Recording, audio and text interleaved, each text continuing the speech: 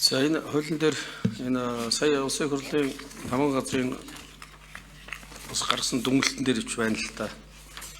Энэ нөгөө стандартын байгууллага маань өөрөө ингээд нөгөө төлбөртэй ажил үйлсгээ эрхлэх тухай гэдээ оруулсан байна гэдэг. 26-гийн 1-8 дээр гэнэ.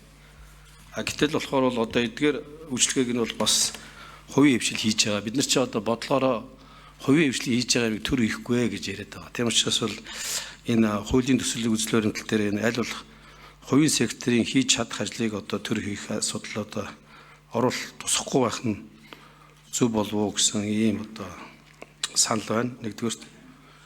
За тэгээ яагаад ингэж оруулж иж байгаа вэ гэдэг бас үндслийг нь сонсомоор байна. Нэгдүгээр. За хоёрдугаар тохоор бол энэ 14-ийн энэ тохирлын үнэлгээний байгууллага гэдэг яригадаад байгаа. Тэнгүү тохирлын үнэлгээний байгууллага нь болохоор өөрөө стандартчил тохирлын үнэлгээний төв байгууллага нь өөрөө хийхээр ингээд бас яригадаад байна. Тэгэхээр энэ тохирлын үнэлгээний байгууллага гэдэг чинь болохоор бас хувийн секторыг хийж чадах ажил байгаа байхгүй юу.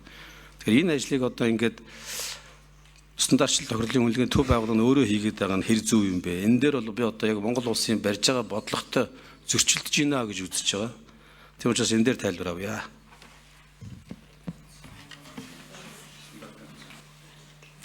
За ажлын хэсэг гараа өргөөрэй. 7 номер өөрийгөө танилцуулаад хариулъя.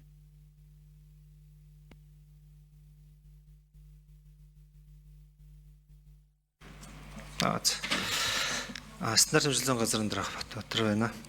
Соронзонболд гишүүний асуултанд хариулъя. За энэ тарифын асуудал, үнэ тарифын асуудлын дээр хөндөгж байна. Стандарт хэмжлэлийн газар дэлхийн 16 байгууллагын гишүүнчлэлээр ажилладаг.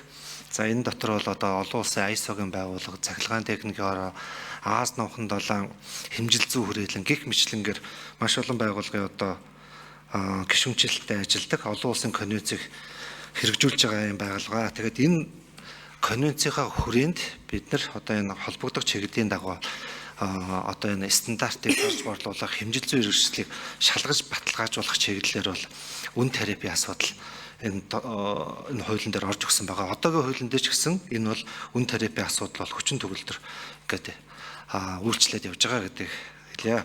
За хоёрдугаар асуудал дээр тохирлын үнэлгээний байгууллага.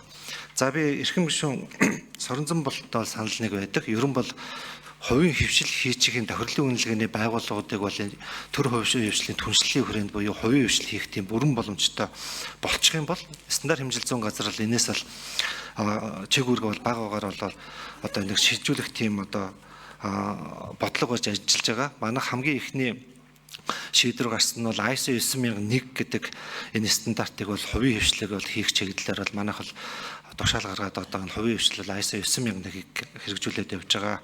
За энэ тохирлын үнэлгээний байгууллагын энэ орлого олж байгаа чиг үүргийг одоо яагаад хувийн хвшил бүрэн шилжүүлж болохгүй юм бэ гэдэг асуудал бол манайх бол 21 аймагт үйл ажиллагаагаа явуулж байгаа. 21 аймагт үйл ажиллагаа явуулж байхдаа манай Монгол улсын хэмжээнд бол 46хан тохирлын үнэлгээний байгууллага байдаг. Одоо бүрэнд энэ төрийн байгууллагыг хэрэгжүүлж байгаа энэ чиг үүргийг шилжүүлэх юм бол 21 аймагт бол тохирлын үнэлгээний байгууллага байдгүй. За тэгээд энэ чиг үүрэг бол одоо ингээд хууль тогтоомжийн хүрээнд бол одоо энэ тасалдах юм болцсошгүй байдалтай байгаа учраас одоо энэ чиг үүргийг бол манайх ингээд хэрэгжүүлээд явж байгаа гэдэг л.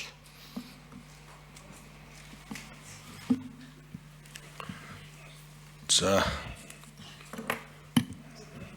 улсын хурлын гишүүн Цэнгүү